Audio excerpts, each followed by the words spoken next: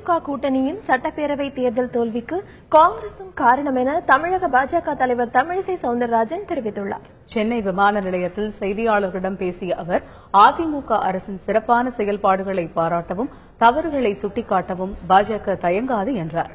அதே நேரத்தில் மதுபான டாஸ்மாக் பார்களை உடனடியாக மூட வேண்டும் எனவும் அவர் வலியுறுத்தினார். 570 கோடி ரூபாய் பிடிபட்ட விவகாரத்தில் மத்திய அரசை தொடர்புபடுத்தி EVKS இளங்கோவன் பேசுவது கண்டிக்கத்தக்கது எனவும் தமிழிசை தெரிவித்தார்.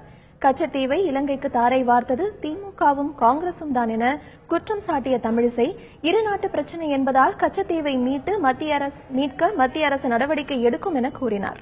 திமுக கூட்டணியின் சட்டப்பேரவை தேர்தல் தோல்விக்கு காங்கிரசும் காரணம் என தமிழிசை சவுந்தரராஜன் தெரிவித்தார். பாரதிய ஜனதா கட்சி ஊழலற்ற ஒரு ஆட்சியை நடத்தி கொண்டிருக்கிறோம். நேர்மையாக தேர்தலை சந்தித்து இருக்கிறோம்.